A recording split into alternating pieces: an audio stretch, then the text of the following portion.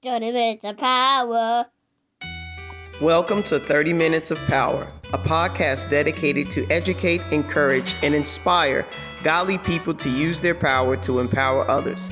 Join your hosts, Jori O'Neal and Nicole Salter, as they share powerful insights on how you can use your God-given talents and gifts to make a positive impact in the world. What's going on, everybody? Welcome to another episode of 30 Minutes of Power, TOP. Man, what a day, what a day. I have here with me the dynamic duo, Mr. Terrance Wilson, Donald Owens Jr. What up, gentlemen? What it do, blue boy? All right, everybody's up here throwing flags and frats and such and so forth, and there too. I, too, was inducted into the National Theater Honor Society. So I have letters. I've got letters. Oh, wow. They just mean nothing. Yes, I pledged Alpha Psi Omega, and it means nothing. I've asked, it means nothing.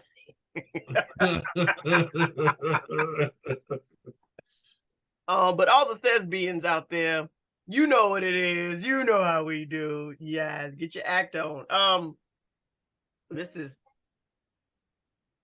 sparkling seltzer water. I remember watching the first time I heard the word thespian was in high school, and I was like, he tried out for a play. He's a football player. He tried out for a play, and someone was like, "Oh, I didn't know you was a thespian." He's like, "I like girls. What's talking about?" First of all, there's so many things wrong with that. But since we are on high school, I wanna talk briefly about any experiences that you guys had in high school that you can recall. I'll give a little backstory. I did a lesson today, and I was trying to help kind of like frame the conversation that I had with a group of young people today. I'm a high school teacher, right? So part of the curriculum requires us to go through certain things, sexuality and social emotional learning, behaviors, alcohols, all these things.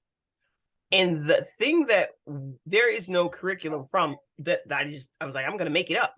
I'm going to make it up because I teach health and phys ed and no one knows what I'm doing. So I can pretty much do whatever I want to. It's great. I love it. All my phys ed teachers out there, what up? Yep, you know how we do. And so I created a whole curriculum centered around the family.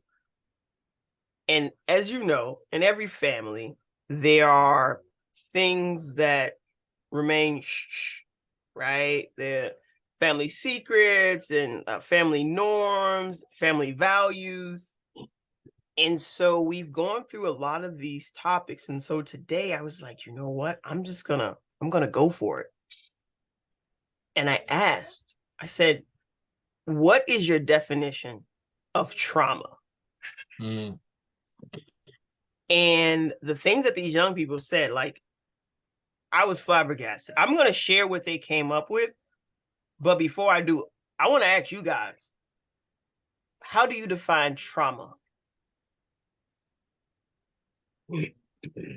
Well, I define trauma as something that no matter how long ago it happened, if it's ever brought up, it's a trigger. It can put you in a certain state of mind, to where you want to pull back, draw back, freeze, flight, no fight. Some traumas make you want to fight. So it's just something that can happen in the past, present, or future, I guess, to where you act differently or get out of character. I'll say that because and when I say act differently, it's more like for me, I was in Iraq. So certain lights flashing will automatically put me in a panic attack. Like I have to, if my wife is in a car with me, I can hold her hand. In Iraq, I didn't have nobody hand to hold. So it lets me know I'm not there. but I still have to deal with the lights, the flashes, and everything else to get me to get to a safer place in my head to where I can get us where we need to be. So that's something, and I've been out of the Army for over 20 years almost, but I've been dealing with that for 20 years, so that's trauma. I used to say gunshots used to be trauma. You hear gunshots, you automatically want to duck and get on the ground. I mean, I grew up in Chicago. I hear gunshots now. I'm like, damn, how far is that from us? You know what I mean? Like, yeah, that's at least 3 blocks down. Oh, that's pretty close there. You know what I mean? So it's just different things, and even words can be used as trauma.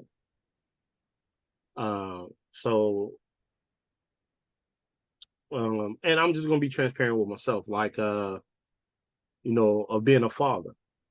I have been in many situations to where I done the best I could as a father to my children, but to my children, I haven't done nothing. So to hear that come from my seeds, it plays a part on me now to where sometimes I have to stop and really look at what I'm doing with my daughters now.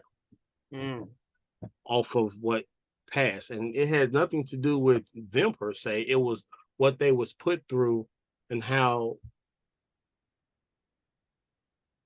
a person can be brainwashed or fed certain things. But those words of "you ain't never been there for me" is trauma to me. Because it's something that strikes my character. It's something that makes me really second guess if I'm doing the job that I'm supposed to be doing right now. Of course, this is 7 kids later, but to deal with those things head on, it will always put you in a mindset, and that's my definition of trauma. I probably went all over the dang on place, as I always do. I think you did a great job because you gave us clear examples of your experiences with trauma based off of your definition. So I like all of that. And so I want to read one of the students' responses, and then I want to hear if Donald, you have anything different or to add to this. So one of the students, and I'm purposely reading someone's response who wasn't even in the classroom. So I assigned this virtually, right? And then so this is a student who wasn't even in the room when we had this discussion. So he couldn't have jacked anyone's answers. And so he wrote that my definition of trauma is a type of distressing experience that can affect others' mental and well-being. It is something that can impair people's emotions or thoughts. And so I thought that was pretty good. It's a pretty good definition. Another student wrote a little further. He said, when you have trauma, if you experience a trigger, it can cause high heart rate, high blood pressure, and sometimes dizziness. Right. And this is a kid who wants to become, a doctor. So he's already thinking about what type of effect does trauma have on the body, whether experiencing the first time or later on in life. And so I use that initial question to frame a conversation that I had with the students. But before I share that, Donald, do you have anything to add or anything different in terms of your definition or understanding of trauma? The way I view trauma is it's like a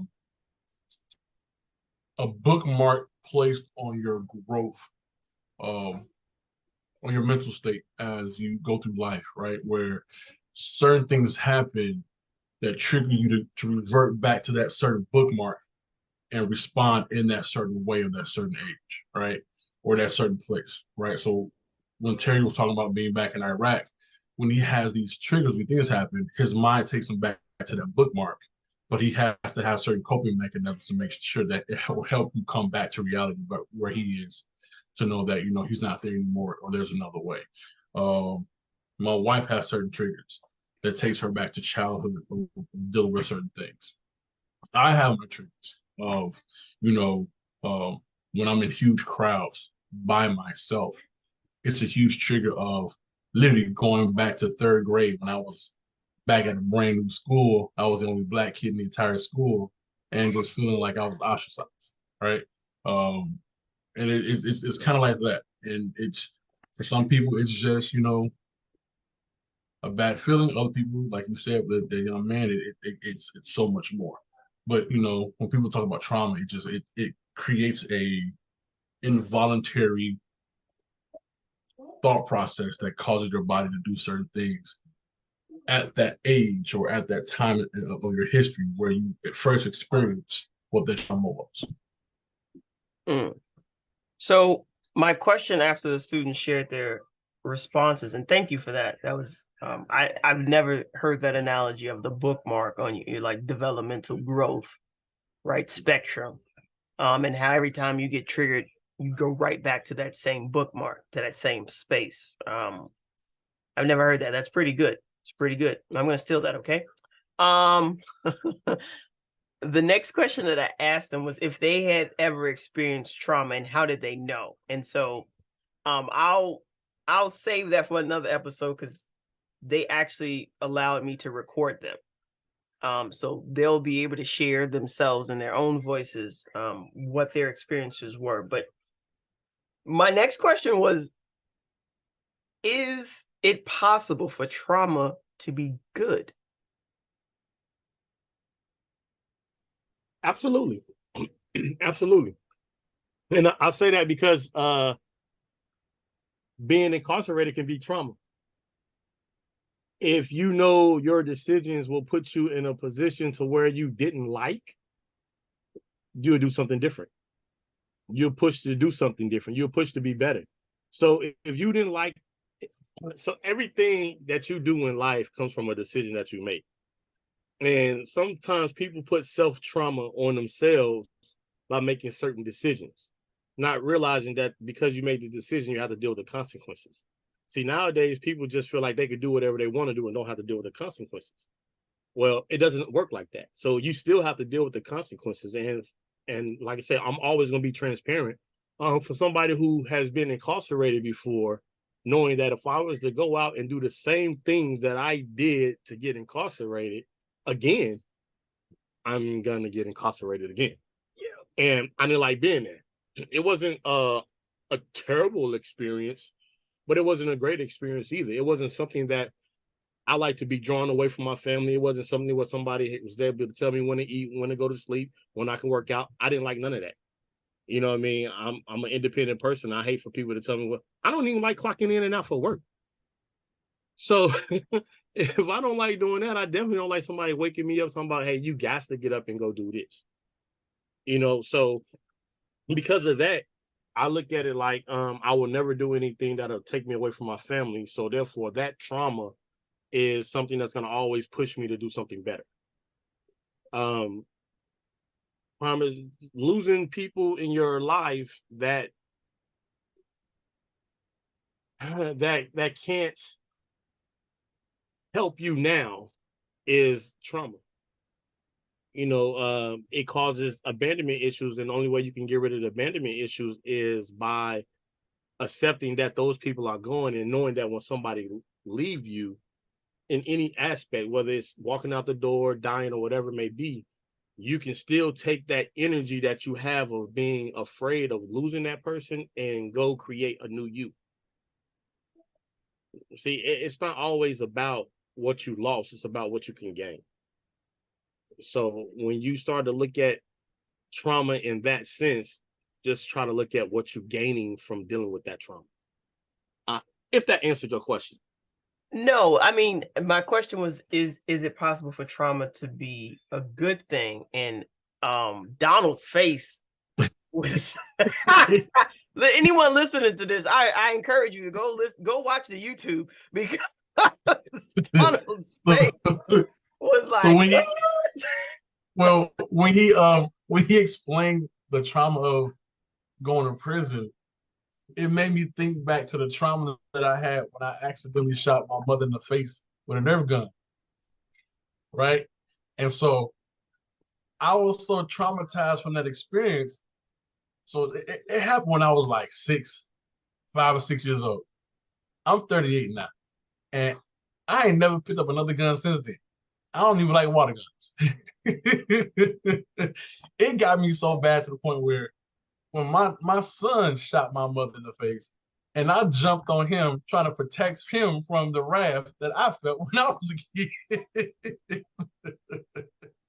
So some trauma can be good to protect it, right? Because when literally when I go into the toy stores and I see Nerf guns, this is my eye. I'd be like, Okay, everybody, you must see the YouTube. You must see the YouTube.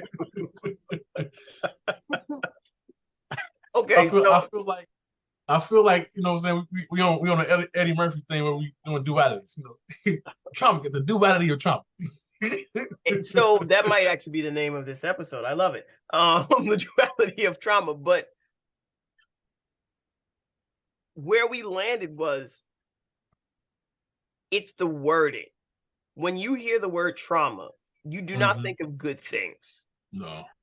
Trauma, the word itself, it has a negative connotation, just period.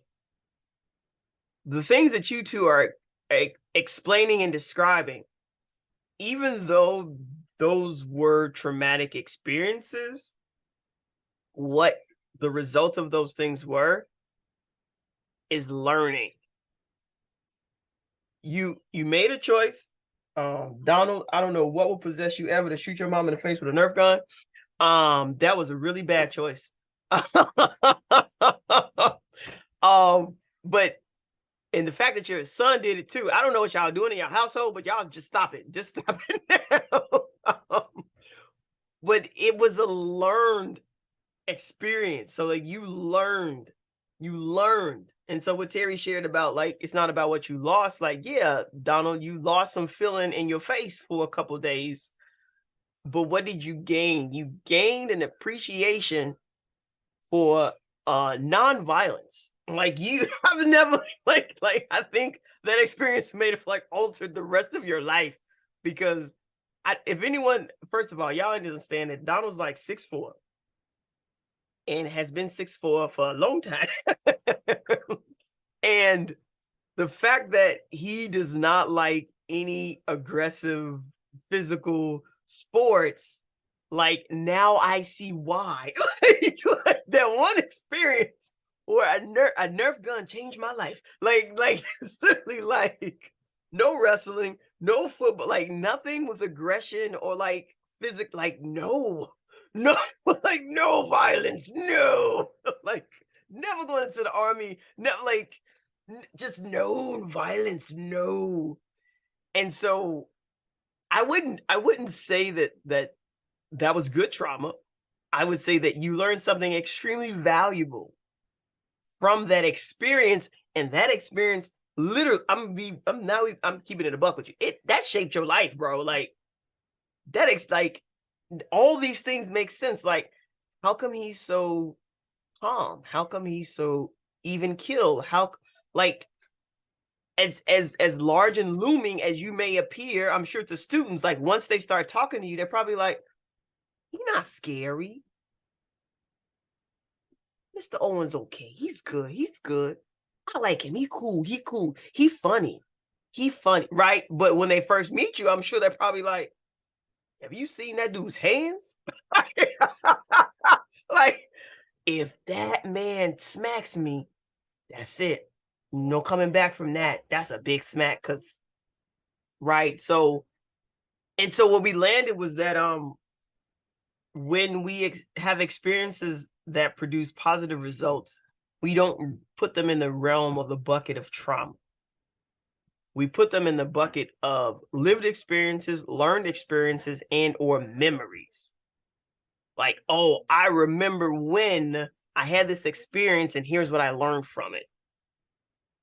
But when it's negative, painful, hard, hurtful, then it's, oh, I had trauma. And so I asked them, I said, what do you do with that? Like, what do you do with the trauma? What do you do with the pain and the feelings of loss? And I was very transparent with them. I told them, I said, I don't do death. have a very hard time processing and dealing with death, with loss, the loss of a loved one. And it is not because I'm heartless, it's not because I'm callous, but it is because I bought into this westernized mentality of you must remain tough. Don't let them see you cry. Don't let them see you hurt. Like, no, get through it. Still got to get done. Grind over grace. And so I have desensitized myself to feeling. I have desensitized myself being bullied, being made fun of by family members, classmates, you name it.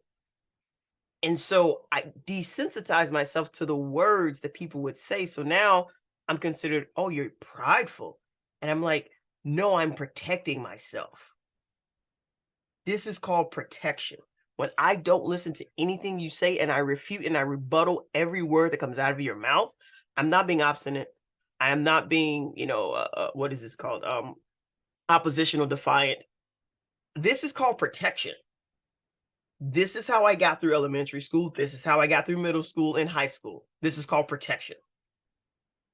And so understanding that the trauma that I had when I was little, those coping mechanisms that I used to deal with that trauma, I'm still using them as a 40-year-old. And that part of trauma. And so teaching young people how to deal with trauma now, not 30 years later when you're on somebody's couch, spilling out all your guts and your past histories. But how do you deal with that now? So that it doesn't live in you, so it doesn't reside in you, so that it doesn't get to the point where your brother dies and it takes you 3 months to shed a tear. That's not normal. But that's my experience. Because I had become so desensitized to feeling.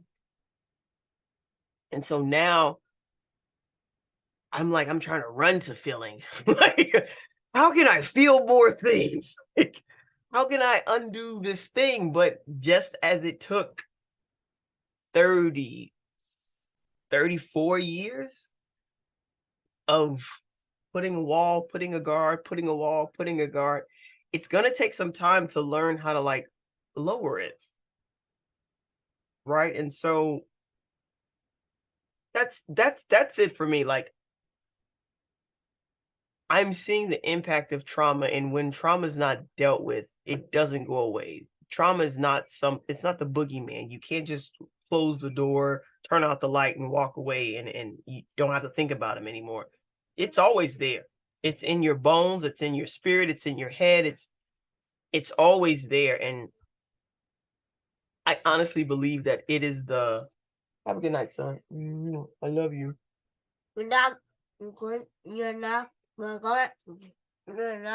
going to sleep. You're not going to sleep? No. Okay.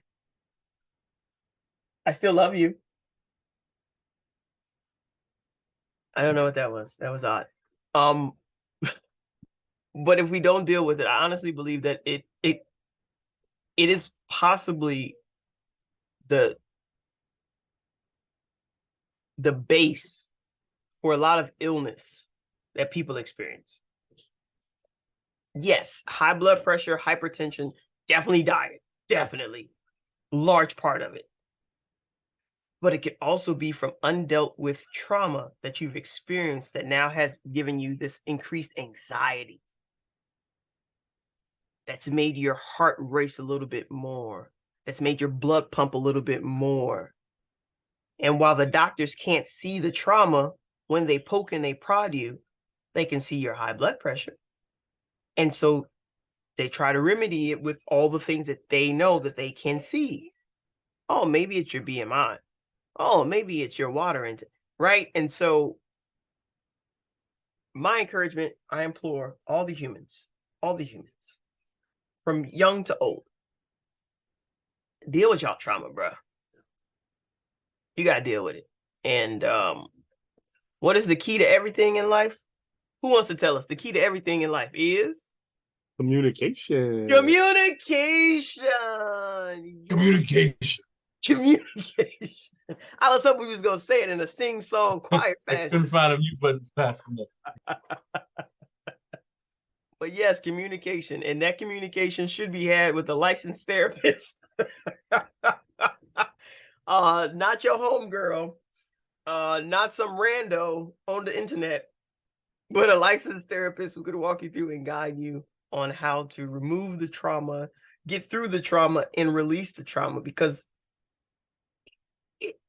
it's going with you. Like trauma is like baggage.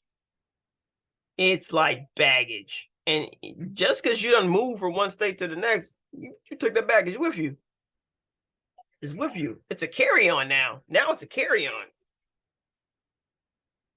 And so we have to figure out how to put it down. Just put it down, walk away, let go. Right. And I love Terry's analogy. If we get in there. When you go through trauma, you experience trauma, it's not about what you're losing, right? Like a lot of people, they hold on to trauma because that's all they know. All they know is this behavior that they're exhibiting. All they know is this.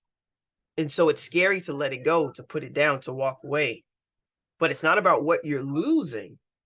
It's not about the familiarity, but it's about what you get to gain. It's about reinventing yourself, becoming this new person. Right? I love all of that stuff you said, Terry. I was listening. I'm stealing all of it. It's going to be great. I'm going to write a book about it. It's going to be great. So awesome. Thumbs up. Yeah, I got a thumbs up from Uncle Wayne. Very good. 2 thumbs up. Oh, my. Love it. I love it. Any parting words, gentlemen? Any last thoughts? I'll say, like you said, just deal with it. Make sure you deal with it. You don't want to be labeled the crazy guy or the crazy lady, because you haven't dealt with your trauma. You don't want to allow your trauma to push you away from greatness. You don't want to allow your trauma to stop you from being loved properly. I think that was probably the biggest thing for me, was that I would never allow myself to be loved until I realized I had to love myself first. But that comes from things you dealt with or had to do that you didn't really feel like you needed to do it, which caused more trauma. So just deal with your trauma and always try to create a better version of you each and every day. Amen. You want to say anything? Say good night to the people. Good night, people. Good night. Hey, can I get some of that hair? Real talk, like Pat Ray. Hey, I was excited. I found a new razor last night. I was like, woohoo! Look at me. I see. You know your mustache? You say good night. This is the voice behind 30 minutes of power. Let me hear you say it. 30 minutes of power. Yeah, that's it. All right. Thanks everybody for joining us for another lovely episode, 30 Minutes of Power. My co-host, Terrance C. Wilson, Donald Owens Jr., me, Jori O'Neal, and the voice behind 30 Minutes of Power, Rachel, Leanne, Danielle, O'Neal. 30 minutes of power. Oh, government out there. All right, people, be an empowered person using your power to empower others. Until next time. Peace. Thank you for tuning in to 30 Minutes of Power. We hope you found today's episode informative and inspiring. To stay connected with us and continue the conversation, follow us on Instagram at 30 Minutes of Power or email us at azironsharpensiron@gmail.com. Don't forget to visit our website at azisi.org to learn more about our mission and how you can get involved. Remember, your power can make a difference in the world. Let's be folks out there using our power to empower others. 30 minutes of power.